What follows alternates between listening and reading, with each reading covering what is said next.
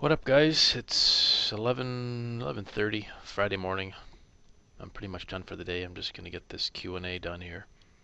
But as far as any trades, I think I'm done. Done for the week. So thanks to everybody for sending in the questions you did. Especially, I promise not to name names, so I won't. But he'll know who it is once I read the question. Now, there's one real good question. That's what I've put the chart up here and drawn the hidden divergence. I'll save that one till last because it's an important one. It's a great one, and I want to talk about it because I think it's important. And the other ones, the other ones are a bit fluff, but that's all right. I don't mind answering them. For the first go around, it's to be expected. So a bunch of people are asking these kind of questions. The best time of day to trade. For me, I like London, New York, that overlap. For me, that means Eastern Standard Time. That's about 2 a.m. to 2 p.m. That's kind of my sweet spot. The time frame, I'll trade 15-minute. Pardon me.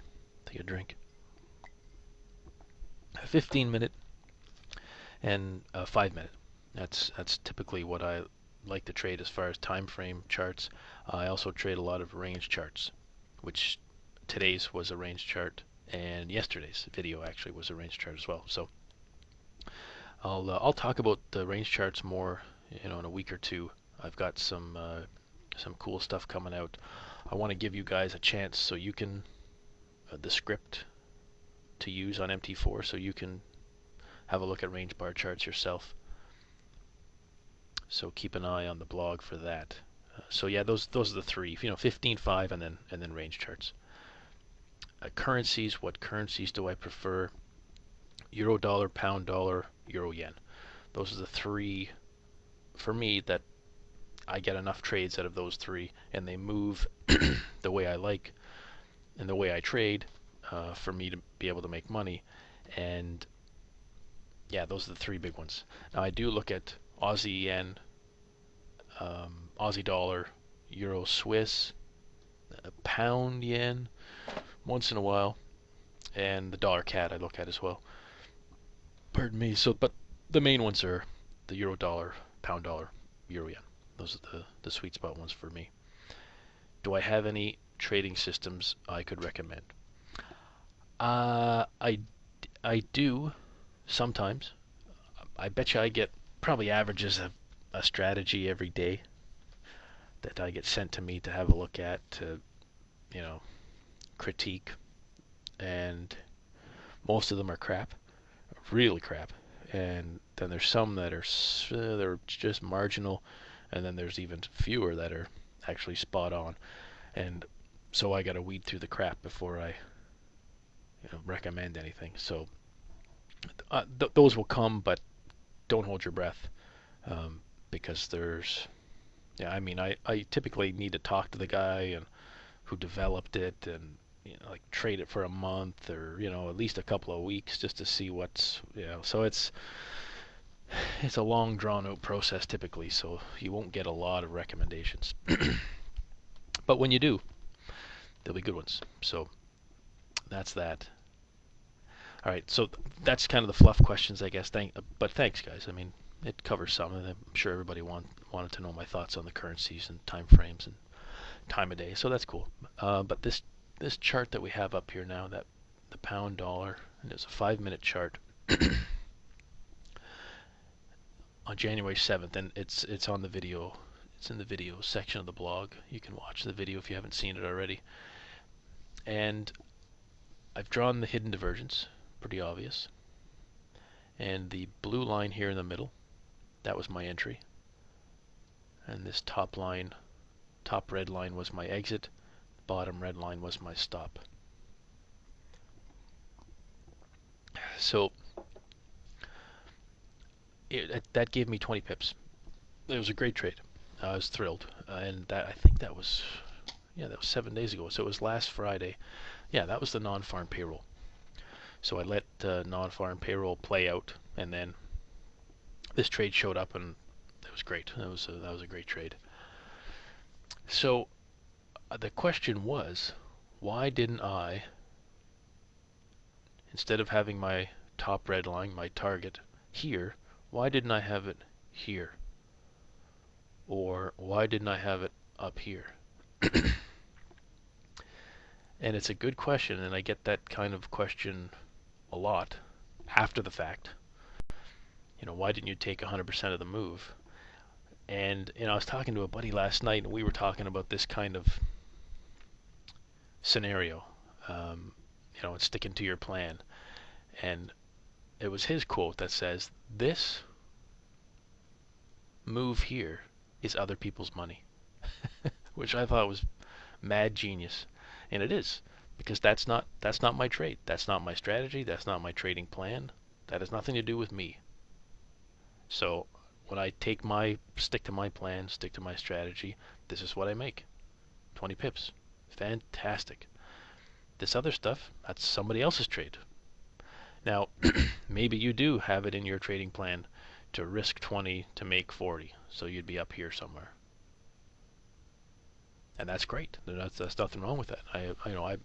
I have nothing wrong with that. You shouldn't have anything wrong with that, but it's just not my plan. So there was kind of not an argument, but a kind of back and forth with this guy, but it was very pleasant. He was saying, well, shouldn't you just try and, you want to make as much money all the time, every time? Yeah, I guess, but I mean, if that's in your plan, you've got to trade your plan. And that's what I really wanted to drive home with this trade, is that, dude, I was looking to make 20 pips, and that's what I made, and I stuck to it. And I didn't want to go through and say, well, what if if I did have it and it turned around, what if my target was here and it turned around and went against me? I could have easily I could have said that, that whole Monday morning quarterback. That could have been my response. But that doesn't, I'm not looking for a pissing contest here. But it was a good question, but I really like the answer. And that was my buddy gave that answer last night, and I'll introduce you to him in a few weeks. He's one of my trading buddies that I show my trades to. He shows me his trades, that kind of stuff. So that other people's money trade, that's so true. Stick to your plan, take your exits, take your stops, move on. If over time you need to adjust this, then do that. But to just, every trade have a different target and a different stop that just is all over the place and there's no continuity to it, that's a dangerous thing to do. Very dangerous. So I was thrilled, and when it went up, like, there was no seller's remorse. Like, yeah, if it goes up 100 pips, I don't care. I'm not looking to make 100 pips. I'm looking to make 20, and that's what I did. In the next trade, I'm going to look to make 20 again, or 15, or whatever. But to try and after the fact say, well, you should have hung on and you could have made all this other money. Like, well, yeah, your hindsight is perfect. That's mad genius.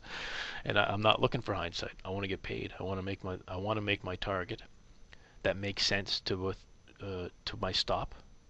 And this trade did just that. My entry was great. My stop was, made sense, and my target made sense. So that was a great question, and I thank the guy 1,000 times for asking it, and I love those kind of questions, because there's some real thought there, and I can see his point, but my point is stick to your plan, and that's what I did. So great question, thanks again, and hopefully next Friday you guys will have some other kind of thought-provoking questions similar to this one. If not, that's okay. But it's just to help. It's, if you have none, that's okay too. Then you're making all the money in the world, and fantastic. But if you have any questions on the old brain, send them over.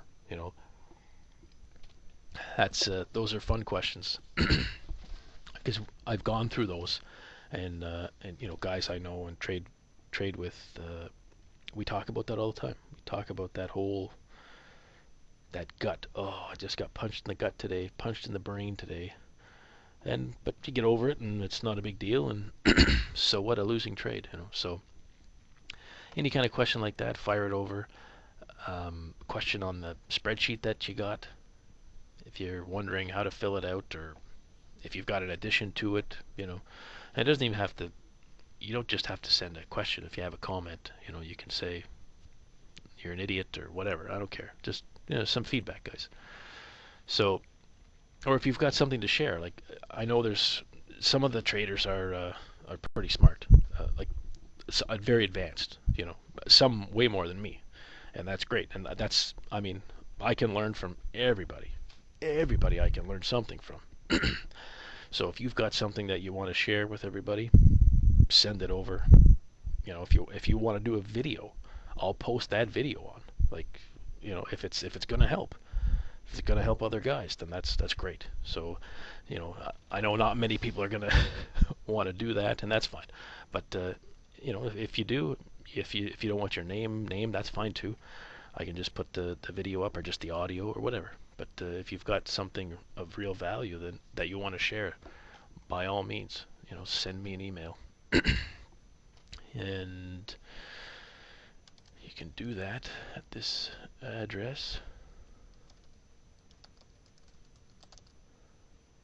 GuyTrades.com. Yeah. So that's the email address. Hopefully that's big enough. I'll make it a little bigger. That's too big. There.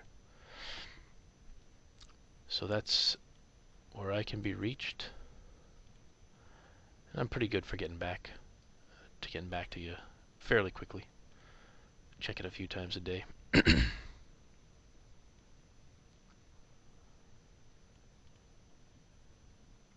that's it, guys. That's the Q&A for January 14th, the first one.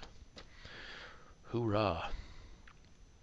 Alright, guys, have a good weekend, and we'll check you guys maybe Sunday night, or if we have a trade Sunday night, I'll post something. And I'm looking over my trades over the weekend anyway, so and that's when I usually look for some fun stuff to. That's how I found the Ben Lichtenstein, the Trader's Audio. Have a listen to that if you haven't listened to it already. That's a great post. Well, just let me see when that. I'll just check what date that was. January 9th. I posted that, so check that post. If you haven't already watched it, watch it. It's pretty neat. And we'll talk to you soon, guys. Take it easy.